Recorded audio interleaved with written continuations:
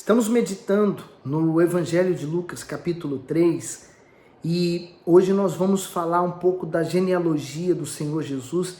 Às vezes são muitos nomes, mas tem umas coisinhas muito interessantes lá, principalmente para as mulheres, hein?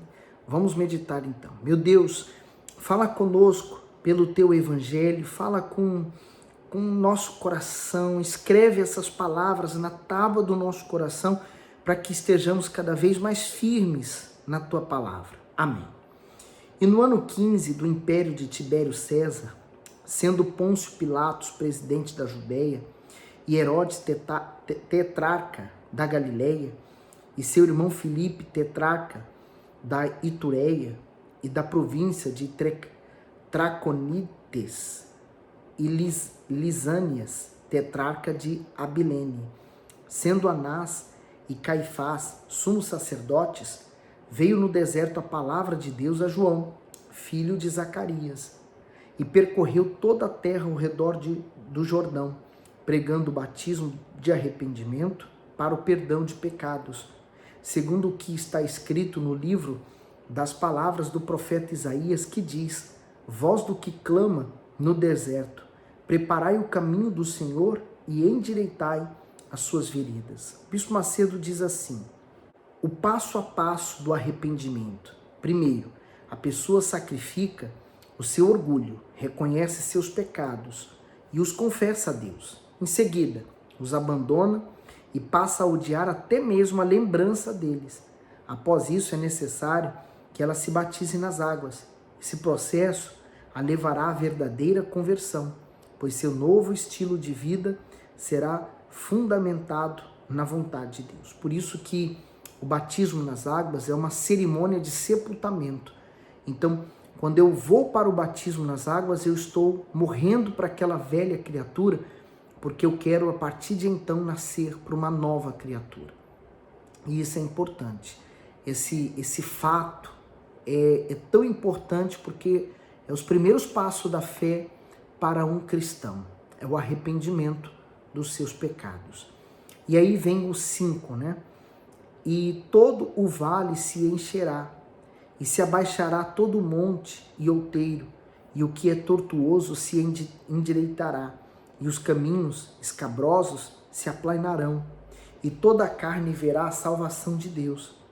Dizia, pois, João à multidão que saía para ser batizada por ele: raça de víboras, quem vos ensinou a fugir da ira que está para vir?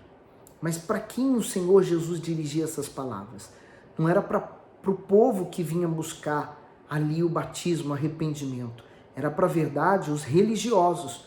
Eles não iam com a intenção de querer se batizar ou se arrepender, porque eles se achavam muito bem espiritualmente. A questão é que eles iam para ver o que o João Batista fazia, por que atraía tantas pessoas. No 8 diz: produzi, pois, frutos dignos de arrependimento, e não comeceis a dizer em vós mesmos: temos Abraão por pai, porque eu vos digo que até destas pedras pode Deus suscitar filhos a Abraão.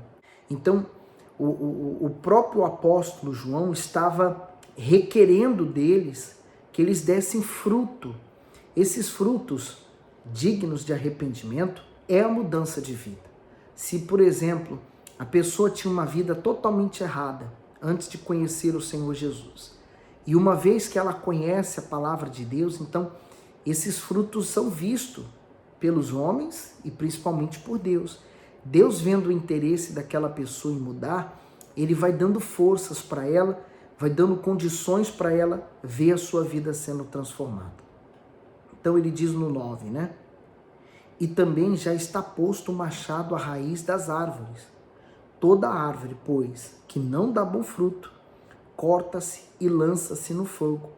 E a multidão interrogava, dizendo: que faremos, pois? E respondendo ele, disse-lhes: quem tiver 2 túnicas, reparta com o que não tem. E quem tiver alimentos, faça da mesma maneira.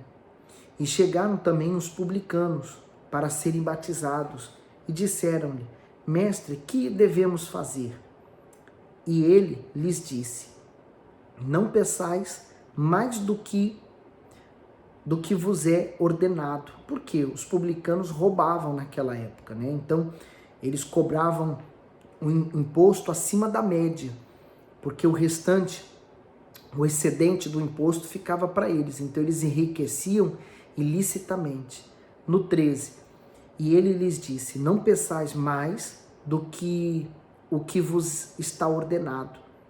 E uns soldados o interrogaram também, dizendo: e nós, que faremos? E ele lhes disse: a ninguém trateis mal, nem defraudeis, e contentai-vos com o vosso soldo. E estando o povo em expectação, e pensando todos de João em seus corações se porventura seria o Cristo, respondeu João a todos dizendo: eu, na verdade, batizo-vos com água, mas eis que vem aquele que é mais poderoso do que eu, a quem não sou digno de desatar-lhe a correia das sandálias. Esse vos batizará com o Espírito Santo e com fogo. Um detalhe, né? Naquele tempo, essa tarefa de desatar as sandálias e tirar do pé da pessoa era dada para os servos, e era uma das tarefas assim mais ruins do servo. Você já ser servo não era bom naquela época. Imagine ser dado a pior das tarefas.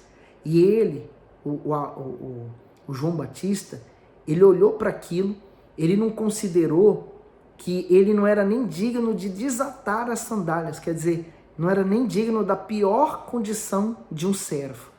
E então ele falou sobre o Espírito Santo e o fogo. O Bispo Macedo diz assim: com o Espírito Santo e com fogo. João cita que o batismo nas águas, também chamado de batismo de arrependimento, é a preparação para o derramamento do Espírito Santo. O batismo com o Espírito Santo é feito exclusivamente pelo Senhor Jesus, naqueles que anelam ser obedientes e fiéis à sua palavra. Por isso, os incrédulos e indolentes não podem recebê-lo. Possuí-lo dentro de si representa ter a maior de todas as promessas divinas, pois é o próprio Altíssimo habitando no interior humano. Ser batizado com o Espírito Santo significa ser batizado também com fogo, isto é, sendo Deus fogo consumidor, quem o possui carrega em sua alma o fogo que purifica e revigora continuamente. Então, esse é o versículo 16. Vamos ao 17.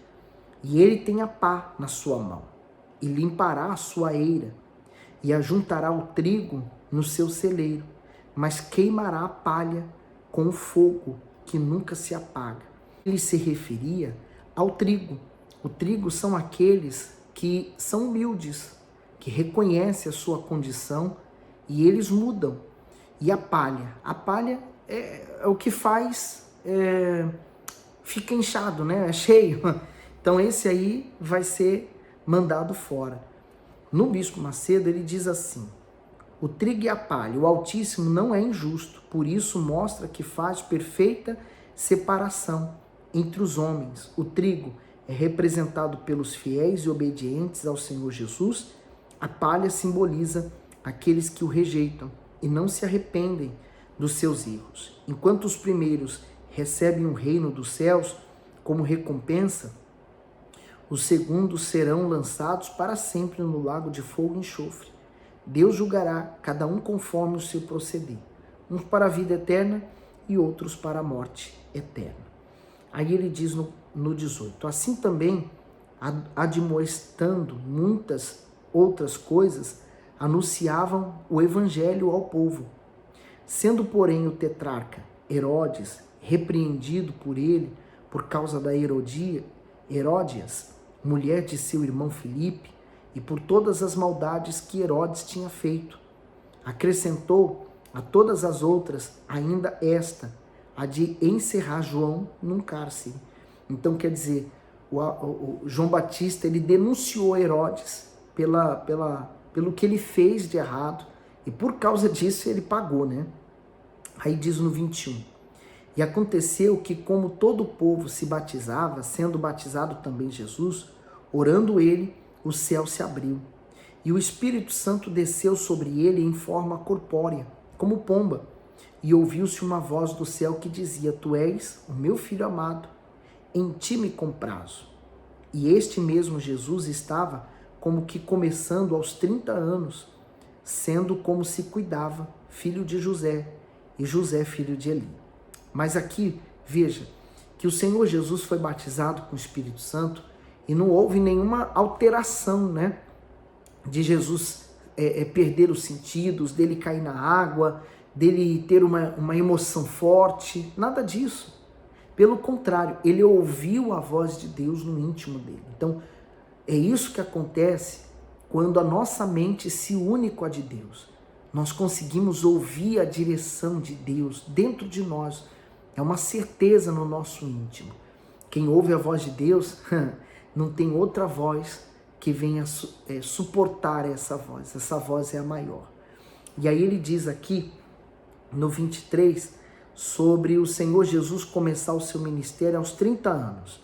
Normalmente era aos 30 anos que se começava o sacerdócio. Então, ele cumpria totalmente a lei. Agora vamos aqui a genealogia, né, do Senhor Jesus. Eu já vou começar agora pelo comentário do Bispo Macedo, que diz assim: filho de José. Lucas apresenta a genealogia do Salvador de maneira diferente de Mateus. Embora ele comece sua descrição como o filho de José, o destaque é para a linhagem natural do Senhor Jesus por parte de Maria. Assim, seu relato retrocede até Adão. Já Mateus se prende a descrever a linhagem real começando com Abraão. Isso significa que, ao relatar a genealogia a partir do patriarca e de Davi, a intenção de Mateus é revelar a relação de Jesus com Israel e o seu direito legítimo ao trono. E Lucas, ao recuar até Adão, deseja apresentar o Filho de Deus como Salvador do mundo e descendente do primeiro homem da terra, Adão. Então ele começa no 24. E Eli de Matã, Matã de Levi, Levi de Melqui, Melqui a Janai, Janai de José. José de Matatias, e Matatias de Amós, e Amós a Naum, e Naum a Esli, e Esli de Negai. Negai de Maate, Maate de Matatias, e Matatias de Simei, Simei de José, e José de Joade. Joade a Joanã, Joanã de Ressá, Ressá de Zorobabel, Zorobabel a Salatiel, Salatiel de Neri a Melqui, Melqui a Ade, Ade a Cozã, Cozã de Elmadã, e Elmadã a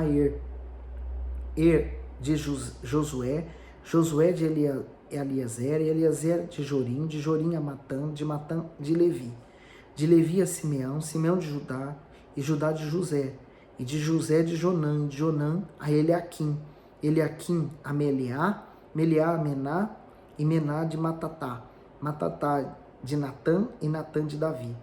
E Davi de Jessé, e de Jessé de Obed de Boaz a Salá, de Salá a Nasson, Nasson a Aminadab, Aminadab a Arão, Arão a Erzon, Erzon a Pérez, e Pérez de Judá, e Judá de Jacó, e Jacó de Isaque, Isaque de Abraão, e Abraão de Terá, e Terá de Nacor de Seruque, e Seruque a Ragal, e Ragal a Faleque, Faleque a Éber, e Éber de Salá, e Salá de Cainã Arfaxade, Arfaxade de Sem, e Sem de Noé, e Noé de Lameque, Lameque de Metusalém, e Metusalém de Enoque, e Enoque de Jarede, e Jarede de Malael, e Malael a Cainã, e Cainã de Enos, e Enos Sete, e Sete Adão, e Adão de Deus. Então essa é a genealogia. Talvez você até se pergunte, para que era necessário essa genealogia? É simples. Os judeus, eles tinham essa tendência de fazer a genealogia e saber de qual tribo pertenceria aquela pessoa. Então, foi até uma forma de mostrar que o Senhor Jesus veio da tribo de Judá, ele nasceu dessa linhagem toda que nós vimos. E quando eu falei de especialmente as mulheres, porque há mulheres ali que não faziam parte da nação de Israel, mas elas se converteram ao Deus vivo. E foi a partir delas, muitas delas como Raabe, prostituta, também outras pessoas que eram idólatras, que se converteram ao cristianismo, a Deus, ao povo de Judá, ao povo hebreu, e por conta disso, essas pessoas, por causa da sua fé que elas apresentaram, levou elas então a fazerem parte da genealogia do Senhor Jesus. E ali é uma prova, né, evidente da genealogia do Senhor Jesus e de que toda a profecia feita na Bíblia estava se cumprindo em Jesus. Hoje, isso já não é mais importante, porque todos aqueles que nascem de Deus passam a ser filhos de Deus. Então já não importa se são da tribo de Judá, de Benjamim, enfim. Não importa mais a tribo, nem a nação, nem a nacionalidade. Importa é que a pessoa seja filho de Deus. E para ser filho de Deus é preciso nascer de Deus. Tá bom? Nós estamos aqui nos alimentando com a palavra de Deus. Se possível, compartilhe esse vídeo. Fale para mais pessoas. Aproveite para evangelizar, porque esses vídeos vão ajudar muitas pessoas também. Que Deus abençoe e ilumine você ainda mais.